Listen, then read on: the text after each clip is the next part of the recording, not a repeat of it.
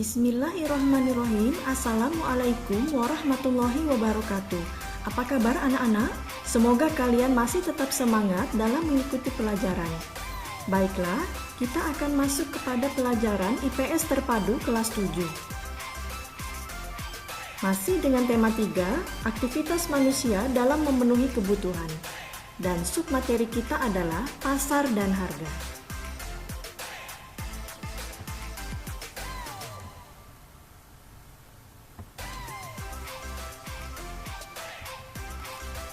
Baiklah, kita akan masuk ke berikutnya, tujuan pembelajaran. Yang pertama, peserta didik dapat mengidentifikasi fungsi pasar. Yang kedua, peserta didik dapat mengidentifikasi jenis pasar. Dan yang ketiga, peserta didik dapat menelaah proses terbentuknya harga pasar.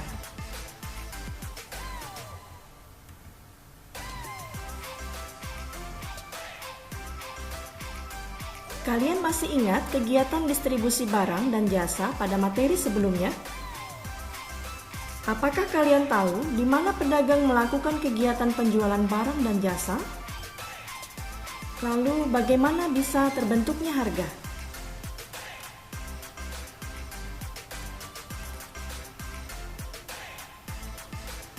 Baiklah anak-anak, kita harus tahu dulu pengertian dari pasar.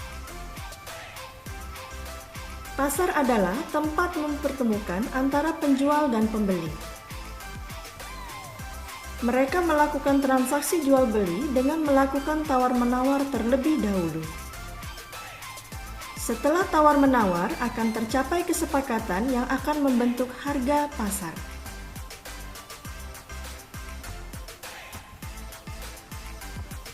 Fungsi pasar.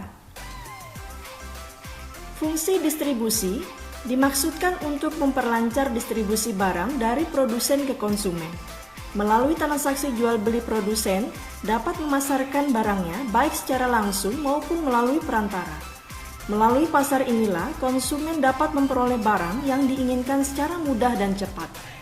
Lancarnya distribusi barang dan jasa menunjukkan berfungsinya pasar secara baik.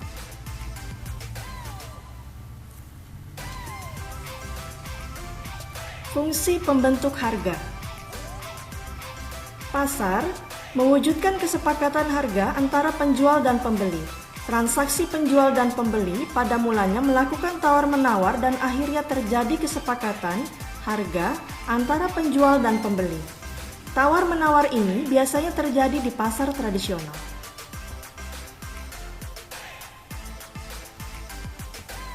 Fungsi promosi. Promosi artinya memperkenalkan hasil produksi kepada masyarakat. Melalui fungsi ini, pasar menjual barang sekaligus memperkenalkan hasil produksinya kepada masyarakat. Barang dagangan biasanya dipajang di tempat yang terlihat oleh konsumen. Fungsi promosi ini sangat menentukan omset penjualan, apalagi ditunjang oleh kualitas barang bagus dan harga yang jauh lebih murah.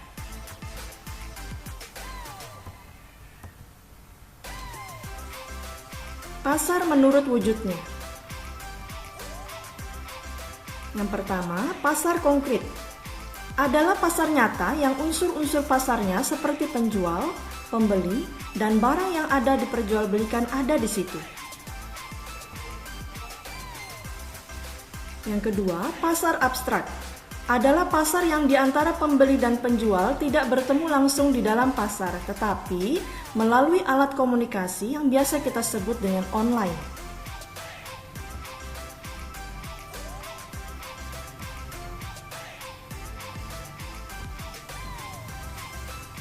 Menurut jenis barang yang diperdagangkan, pasar terbagi menjadi dua. Yang pertama, pasar barang konsumsi, yaitu pasar yang memperjualbelikan barang-barang keperluan sehari-hari. Yang kedua, pasar barang produksi, yaitu pasar yang menyediakan keperluan faktor-faktor produksi. Berikut adalah contoh dari pasar barang konsumsi. Yang kedua, contoh dari pasar barang produksi, yaitu contoh pasar tenaga kerja. Pasar menurut luas jaringan distribusi. Yang pertama, pasar setempat, yaitu pasar yang digunakan oleh masyarakat di wilayah sekitar dan melibatkan penjual dan pembeli di sekitar daerah tersebut.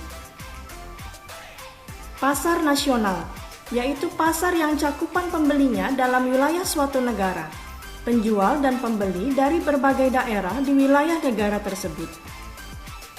Pasar regional, yaitu pasar yang daerah pemasarannya meliputi beberapa negara yang berada dalam satu kawasan. Yang berikutnya, pasar internasional, yaitu pasar yang menyediakan komoditas barang dagangan untuk seluruh Indonesia.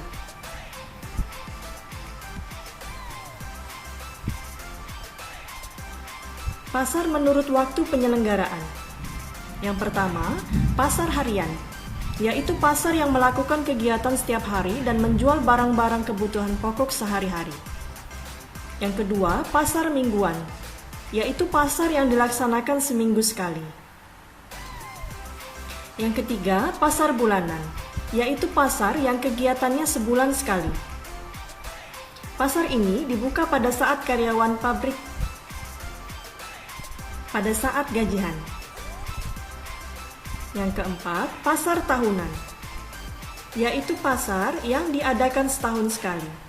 Penyelenggaraan pasar ini sebagai ajang promosi untuk produk-produk tertentu ataupun produk baru. Contohnya, Pekan Raya Jakarta atau Erau di Kukar. Berikutnya, pasar menurut organisasi atau strukturnya. Pasar persaingan sempurna, yaitu pasar di dalamnya banyak terdapat penjual dan pembeli yang sama-sama telah mengetahui situasi pasar. Barang yang diperjualbelikan sejenis. Penjual dan pembeli tidak bebas menentukan harga karena harga yang ditentukan oleh kekuatan pasar.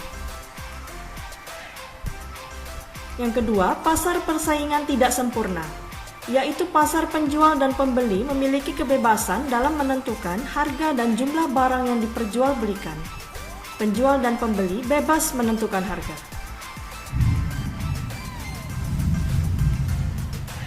Berikutnya, proses terbentuknya harga.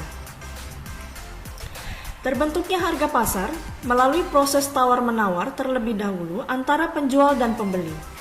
Harga pasar ini terjadi setelah adanya kesepakatan harga antara penjual dan pembeli. Proses terbentuknya harga.